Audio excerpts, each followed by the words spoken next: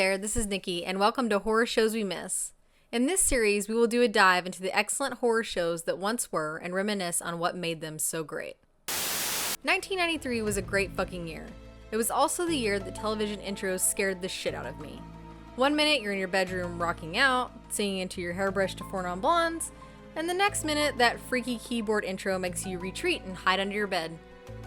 I promise this is not autobiographical. There are only 4 show intros that can make me cry in my mind. This one startled me so much that I never watched it because I couldn't get past the creepy ass music and images. What show is this? One of the greatest in the horror sci-fi genre, The X-Files. When I say 1993 was a great year, I mean it. Jurassic Park, Tombstone, and Army of Darkness came out.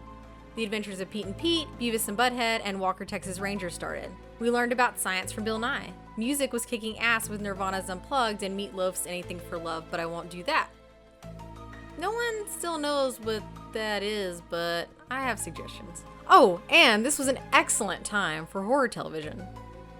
The X-Files took a huge gamble when it came out. Topics like the supernatural, paranormal, and conspiracy theories were for dweebs and weirdos. And while the series sort of hung in the middle during its run, there was an undeniable cult status. The X-Files premiered on Friday, September 10th, 1993 at 9 p.m. Cause of death. Do you have a theory? Do you believe in the existence of extraterrestrials? One a skeptic, one a believer. The pilot reached 12 million viewers, and I can only imagine that they were drawn in by that magnificent intro. Not to mention the 2 leads, David Duchovny and Gillian Anderson, weren't too bad to look at either. Obligatory cut to David Duchovny showing off his badge and banana hammock in The Simpsons. As I was saying, the show centered on FBI agents Fox Mulder and Dana Scully. Scully, who originally was the focal point of the show, is a doctor and scientist. She is tasked to debunk and bring balance to the force that is Mulder. Mulder is a true believer who has been obsessed with tales and stories of the supernatural since his younger sister Samantha was taken in an alien abduction that he was witness to in 1973. The dynamic between the 2 leads is interesting right off the bat because it gives the perspective of both sides of the audience, the believer and the skeptic.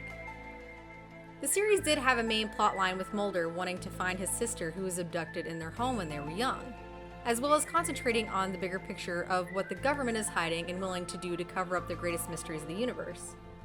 In between this bigger plot point playing out were Monster of the Week episodes. There were episodes not necessarily tied to the main story of the show. While the main plot was interesting and compelling for a good portion of the series, the show could also work without it. On my first watch, I was all over the place. I was trying to keep up with the plot and at the same time doing a what the fuck on some of the standalone episodes. Now, having seen some of these episodes quite a few times and being a little older, the Monster of the Week episodes are some of the series' best, even first-person shooter. It's so good and it's so bad and it's on par for season 7 and you just have to enjoy that type of thing, you know. The series was created by Chris Carter, who wanted to build on what Kolchak, the Night Stalker, started. Taking cues from the Twilight Zone and the Thin Blue Line, Carter thought that instead of these fantastic events happening in the same place and being discovered by the same person over and over, that having them be part of the FBI would get the characters closer to the cases. He also intended for Mulder and Scully's relationship to be strictly platonic, like Emma Peel and John Steed in The Avengers. Carter has also mentioned that Tales from the Crypt as well as Twin Peaks were also a huge inspiration. The Twin Peaks effect is seen clearly in several of the episodes like Shapes, which also happens to guest star Michael Horse, who fans of Twin Peaks know as Deputy Hawk. Hawk also knew Mulder in his former life as Denise Bryson, the FBI agent who once worked with Dale Cooper. What a small and weird world. The cinematography is also in line with the David Lynch series, as many notice the sight of the tall trees pressed against the clouds of the Pacific Northwest Forest, even though it's actually Grouse Mountain in Vancouver. Seasons 1 through 5 were actually all filmed in Vancouver due to keeping with the aesthetic that Carter was trying to create as he was originally wanting to film the series in LA. You know why this show is so rewatchable and worth your binging time? Because you will not be able to devour just one. You won't even be able to take breaks without rushing back to the TV to finish an episode. Who's Mulder pissing off this week? What was that thing hiding in the dark alley? And will these 2 just kiss already? Many of the episodes follow the same kind of formula, which goes a little something like this. Mulder: Scully, I've got this info on this crazy supernatural monstery shit that I need to drag you into. Scully: Oh, so you want me to come along so I can basically give you logic arguments for everything you say, but still come along and pretend like I'm not actually super interested and attracted to you. Mulder finds the thing that he was talking about and gives a great supportive argument. Scully is suspicious, but you can see in her eyes that she can't explain what's going on. During all of this, someone keeps telling Mulder and Scully to keep their nose out of this spooky dookie. Mulder or Scully get into some kind of danger scenario, which means the other one has to turn over heaven and earth to save the other one. Mulder basically proves every episode that something fucky is going on, but he just has to deal with the fact there's no evidence and no one listens to him. But here's the thing. It doesn't matter that this happened every other episode because the quality of the episodes were great. There was some genuinely freaky and thrilling content that still lives rent-free in my brain. Most of the solid series content I speak of comes from the first through 6 seasons. Well, generally speaking that is. I guess it all depends on who you talk to. After season 1, 2 pivotal characters come into play, Walter Skinner and Cigarette Smoking Man. Things then start to dip a bit when Duchovny sued Fox. Duchovny was gonna quit the X-Files, but instead they settled, and Duchovny took more of a back seat in the next 3 seasons, with Robert Patrick taking on more of a lead as Detective John Doggett.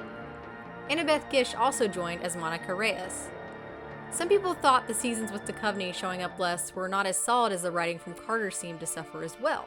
Carter actually names an episode he wrote, Space, as the worst X-Files episode. The show originally was meant to end after season 5 with a movie wrap per Carter, but Fox didn't want the show to go when it had gained so much popularity. I have to say that writers and directors like Nutter, Wong, Gilligan, Frank, Spotnitz, Kim Manners, and others held up the show in a way that could be celebrated just as much as Carter. Honestly, I think the entire show is good from start to finish. Sure, the overarching plot sort of derails 3 or 4 times, and eventually you forgot where it started. Also see plot of Lost. But the Monster of the Week episodes always made the show as awesome as it was. We also got so many great actors and actresses in supporting roles like Bruce Campbell, Michael McKean, Titus Welliver, Billy Drago, Lisa Waltz, Giovanni Ribisi, Emily Perkins, Minnie Driver, Jason Beghe, and Bryan Cranston. Many of the actors worked together again with their respective castmates like Jason Beghe and David Duchovny on Californication. But probably the greatest pairing of all has to be Cranston and McKean with writer-director Vince Gilligan in Breaking Bad and Better Call Saul. Cranston stars in Drive, the 2nd episode of season 6. Many say this is the birth of Walter White, or perhaps the double life of Hal from Malcolm in the Middle. Well, no one says the latter, however I like to entertain such thoughts. We also simply cannot miss the music of Mark Snow. Every great show needs a great theme, and this one is memorable. As I stated in the beginning, this theme literally scared the shit out of everyone who heard it, not to mention the imagery that accompanied it, especially that elongated face holding a look of everlasting terror that becomes distorted. What's interesting about the theme is that it totally happened by accident. Snow was creating themes based on certain fragments of parts of music that Carter had pointed out to him. Carter even at one point told Snow to listen to How Soon Is Now by the Smiths, noting the guitar parts. After several runs at it, and Carter just being kind of meh, Snow told Carter to let him do his thing. I mean, after all, Snow has scored 30 plus television shows including The Love Boat and Pee-wee's Playhouse. When Carter left, Snow accidentally put his forearm down on the keyboard, which then in turn made that eerie echoing sound. Snow then added some layers to what he had created, and that was that. What's funny is that Snow wasn't all that impressed with what he had originally saw from the show, and tried to get out of composing the theme. Thankfully for us, he hung in there. Before we continue, I'll note that the episodes we explore were from nearly 30 years ago. I know that's painful to say out loud, but even if I give you spoilery content, it won't be the same as actually watching an episode. What I say pales in comparison. The place to start is the episode that got banned from airtime on Fox, Home. The episode hits hard from the start with Mulder and Scully finding a deformed baby corpse. Yeah, that's not even the worst of it. Sprinkle in a little inbreeding, murderous brothers, slow creepy pop songs from the 50s, and a mother not even Anthony Perkins would love. The episode was aired once more on Halloween 1999 with the tag, "Only on Halloween would we dare air an episode so controversial it's been banned from television for 3 years. Consider yourself warned." If that doesn't grab you, I don't know what will. Then there's Squeeze and Tombs with the amazing Doug Hutchison. Boy, does this guy give you the creeps. He does so much with so little in 2 episodes. Our introduction to him is basically in this dark-ass parking garage and he's wedged in a vent. Cool. Then Mulder and Scully are shown an old photograph of a man who looks like Tombs, and it is Tombs from 1903. Oh, and I forgot to mention the best part of all. He's super stretchy. No, not in a cool Mr. Fantastic sort of way. It's actually more like a busted ass Stretch Armstrong kind of way. There's also a magnificent death by escalator scene. One of my favorite episodes is Ice. It's one big part John Carpenter's The Thing, and a little alien as Scully channels her inner Ellen Ripley. This episode really sets the bar for what the X-Files could do and what direction they could take things. To me, if anything, they proved in this episode that the show was more than just a novelty. We also get to watch the test of trust between Mulder and Scully while also squirming anxiously in our seats to see what happens next. The episode was scripted by the awesome writing team of Glenn Morgan and James Wong, with directing credits for David Nutter. Then there's the not-so-serious and fun episodes. Jose Chung from Outer Space is a story of unreliable narrators and a game of telephone between several of the characters. It works hilariously, and as X-Files does from time to time, it pokes fun at itself. There's also strong Twin Peaks vibes in this one. If you replaced Mulder with Coop, you might actually think at times that this was a Twin Peaks episode, especially one from season 2, which people rip on, but it's actually really great upon several watches. Truth is just as subjective as reality. I think he was a mandroid. The only time he reacted was when he saw the dead body. Postmodern Prometheus plays into the noir, as well as paying homage to Frankenstein. Basically, it's like Mulder wrote an episode for himself. You feel like you're seeing things from how Mulder sees them, or wants to see them, that is, but it's slightly exaggerated. It's like he wrote his own fanfic about the series, and the soundtrack is Cher. I also cannot forget my favorite line from the episode. "How would you like your face to intercept my fist, coconut head?" X-Cops is basically like watching Cops, but it's better and there's Mulder and Scully. If you were just flipping channels, you might actually believe this was an episode of Cops. The X-Files team up with cops to track down a deadly predator. And that glowing red eyes and claws. Can I see your badge again? There's no soundtrack aside from the Cops theme. It's filmed on a handheld video camera, and the commercial bumps are made to look like the cutaway to commercial from the original show. This was Vince Gilligan's personal project. He had been trying to make it happen for a few seasons and finally got his wish in season 7. I'd say it definitely paid off and only furthers how awesome Gilligan is. You know, if anyone else would have done it, it would have just been terrible. And it also helps that Duchovny and Anderson played up so well. I don't think it's live television, Scully. She just said bleep. Well, thanks a lot. You really bleeped up this case. The truth of the matter is, there's so many episodes of X-Files that could make this list. Honorable mentions are for Bad Blood, EBE, Dwayne Barry, Humbug, Unruh, Eve, Clyde Buckman. Oh, okay, I gotta stop. I'm sure someone will be like, you missed this episode! But let me be the first to tell you, there is nothing that makes me more giddy than the thought of talking about all the episodes one by one. However, I leave it to all of you to drop your favorite episodes in the comments. In May of 2002, The X-Files ended due to cancellation by Fox over declining ratings and loss in viewership. The 9th season left viewers with Doggett and Reyes as the main leads. And while it felt like Doggett had finally grown on us as longtime fans, it just wasn't working. There was a spin-off for The Lone Gunman, but unfortunately that started and abruptly ended in 2001. Chris Carter had also kicked up another show, Millennium, which starred Lance Hendrickson. Both shows were great in their own right. One delivered fan service, and the other gave X-Files fans something different with a little darker tone.